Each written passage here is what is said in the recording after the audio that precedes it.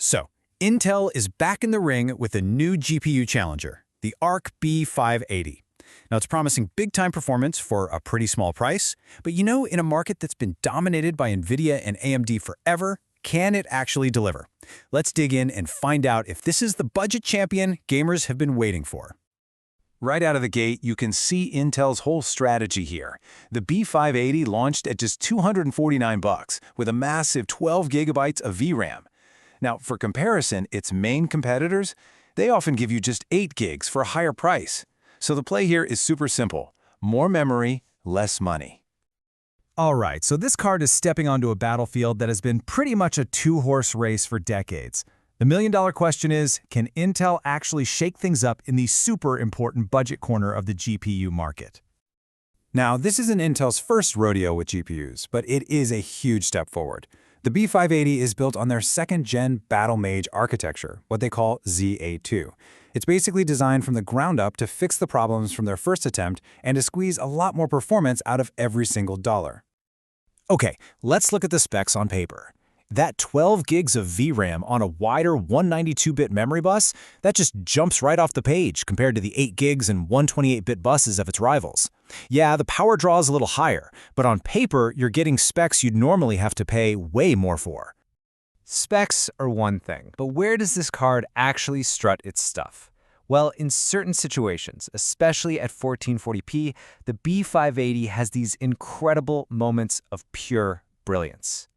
Take a look at a demanding game like Cyberpunk 2077.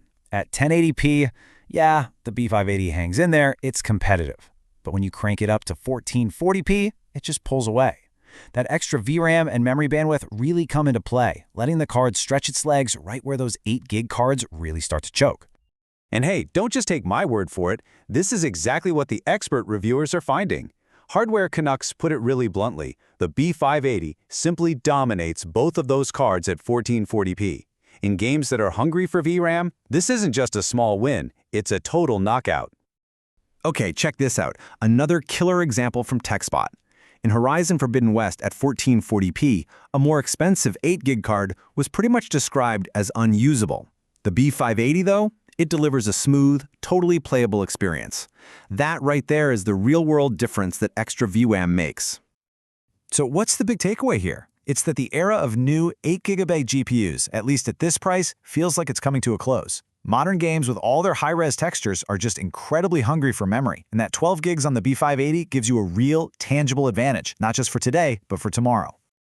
Okay, but it's not all sunshine and high frame rates. For every moment of brilliance, there's a pretty big catch. And this brings us to the biggest problem with the B580. Its performance can be wildly inconsistent.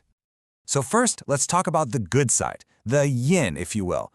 This is the absolute best-case scenario. In Spider-Man, the B580 isn't just winning, it's crushing it, putting up class-leading numbers and even beating more expensive cards.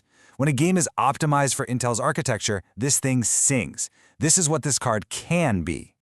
And then you get the yang. Take a look at Hogwarts Legacy. At first glance, the average frame rate looks okay, right? But look at those 1% lows. They are awful. In the real world, that translates to a choppy, stuttery mess. It's the complete opposite of what we just saw. And that right there, that one word, is the biggest question mark hanging over this card. I mean, you can have all the raw power in the world, but if the experience isn't smooth and reliable from one game to the next, it's a really tough sell. So why the wild swings? What's going on here? Well, it boils down to a few things. Intel's drivers have gotten way better, but they're still playing catch-up after decades of work from NVIDIA and AMD. That can lead to spotty optimization, especially in brand new games. There's also some talk about CPU overhead, where older systems might struggle, but that seems to be less of an issue on modern PCs. Okay, let's zoom out from gaming for a second. A modern GPU has to do a lot more these days. So let's take a quick look at its power draw, how it does in creative work, and of course, the huge world of AI. All right, power consumption. The B580 is a massive improvement over Intel's last generation, no doubt. It's a really solid step forward.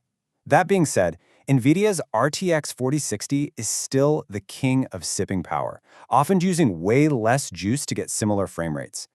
Now, if you're a content creator, this is where things get complicated.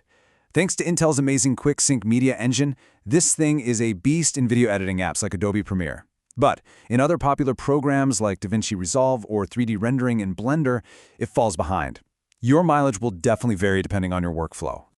But hold on, because here's where the script totally flips. AI. For things like local image generation, VRAM is absolutely king. When you're running bigger, more complex models, 8GB cards are now being called terrible options. That 12 gigs of VRAM gives the B580 a colossal advantage, letting it do things its competitors just flat out can't. Okay, so we've seen the good, the bad, and the inconsistent. Let's wrap it all up and answer the big question. For around $250, who is this card actually for? So let's break it down, the final pros and cons. On the plus side, you're getting amazing value for 1440p gaming, that future-proofing with 12 gigs of VRAM, and a surprisingly powerful chip for AI and video work.